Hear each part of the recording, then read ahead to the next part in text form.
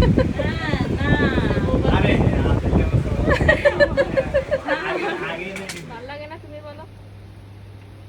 এটার মধ্যে পিঙ্ক কালারটা ভালো লাগতেছে আপু? মাল্টি কালারের অন্য শাড়ির সাথে করতে পারবো, হ্যাঁ ভাই বিয়া মানেই প্যারা, বিয়ের পরেও প্যারা, বিয়ের আগেও প্যারা, বিয়ের অ্যারেঞ্জমেন্ট করতে গেলেও প্যারা। আর এই প্যারার বহন বইতে বইতেই আমরা হচ্ছে একের পর এক শপিং করেই যাচ্ছি। মেয়ে পক্ষ বলে কথা, আর মেয়েদের তো কত কি লাগে বিয়ের শপিং এ, সেটা কি আর বলে শেষ করা যাবে? তো প্রথমেই হচ্ছে জামাইকে নিয়ে সেলরে চলে গিয়েছিলাম তার শার্ট দেখার জন্য। তো সে শার্ট দেখতেছে আর আমি এই পাখে একটু ডং ডং করে দিতেছি। তারপর তো সেলর থেকে শপিং শেষ করে আমরা ডিরেক্ট হচ্ছে নিউ মার্কেটে চলে আসছি। কারণ আমরা চিন্তা করলাম নিউ মার্কেটে আসলে আমাদের আজকে অনেকগুলো শপিং করা হবে। প্লাস আমাদের বিয়ের শপিংটা ফাইনালি শেষ হবে। মানে নিউ মার্কেটে আসলে যেহেতু একসাথে অনেক কিছু পেয়ে যাব, তাই চিন্তা করলাম অন্য কোনো মার্কেটে না গিয়ে আমরা নিউ মার্কেটে যাই। তো এখানে এসেই হচ্ছে আমার ভাগ্নি ওর জন্য হচ্ছে বিয়ের দিন যেই সেটটা পরবে গাউনের সাথে সেই সেট নিল। তারপরে আমি শাড়ির সাথে পরার জন্য একটা সেট দেখতেছিলাম যে কোনটা আমার শাড়ির সাথে মানাবে। আমরা যেহেতু মার্কেটে এসে অর্নামেন্টস এর দোকানেই ঢুকেছি, তো আগে চিন্তা করলাম অর্নামেন্টস গুলাই নিয়ে নেই।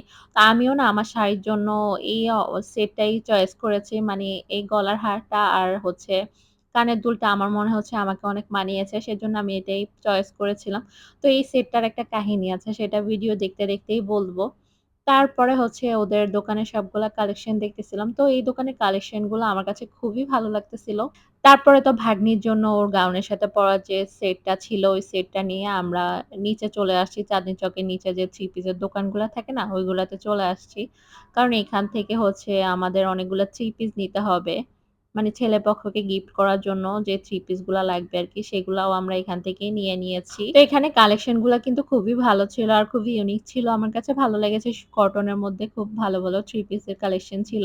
তারপরে তো 3 পিস নেওয়ার পরে আমরা একটা ওড়নার দোকানে চলে আসছি। এখান থেকে হচ্ছে ওর মাথার যে ঘোমটাটা থাকবে সেই ঘোমটাটা নিয়ে নিয়েছি এখান থেকে। এরপরে হচ্ছে আমরা শাড়ির দোকানে চলে আসছি। কারণ আমাদের অনেকগুলা শাড়ি কিনতে হবে। গিফটের জন্য শাড়ি প্লাস আমাদের নিজেদের জন্য শাড়ি নিতে হবে।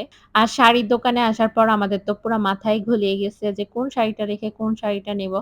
মানে প্রতিটা কালেকশনই উনাদের অনেক ভালো ছিল। এটা হচ্ছে চাঁদনী চকের দোতলায় ছিল শাড়ির দোকানটা। দোতলায় না মেবি যেন ৩ তলায় ছিল। আচ্ছা যাই হোক, ওইখান থেকে আমরা শাড়ি নিয়েছি। শাড়ির কালেকশন গুলো খুবই ভালো ছিল। আর পাশাপাশি হচ্ছে সবগুলাই হচ্ছে নিউ, নিউ কালেকশন গুলাই ছিল। আর উনাদের ব্যবহার এত ভালো ছিল যে আমরা চিন্তা করলাম না শাড়ি সবগুলা উনাদের দোকান থেকেই নিয়ে যাই। সত্যি কথা বলতে না যেকোনো দোকানে গেলে যদি তারা ভালো ব্যবহার করে তাদের থেকে শপিং করতেই ভালো লাগে। কিন্তু যদি কেউ খারাপ ব্যবহার করে আসলে ওইসব দোকান থেকে শপিং করতে ইচ্ছা করে না। তো আমি হচ্ছে অনেকগুলা শাড়ি ট্রাই করেছি। কিন্তু আমার জামাই বলতেছে একটাও নাকি আমাকে মানায় নাই এই শাড়িটা ছাড়া। তো আমার কাছেও মনে হচ্ছিল এই শাড়িটাই আমাকে মানিয়েছে। তারপরে তো আমি এই শাড়িটাই নিয়েছি। মানে এই শাড়িটা হচ্ছে আমি আমার টাকা দিয়ে নিতে চেয়েছিলাম। পরে আমার ননদ বলল যে, "আমি তো তোদেরকে বিয়েতে কিছু গিফট করব। তাহলে এই শাড়িটা আমি তোকে কিনে দেই।" তো আমি বললাম, "আচ্ছা ঠিক আছে দাও গিফট পাইতে কার না ভালো লাগে।"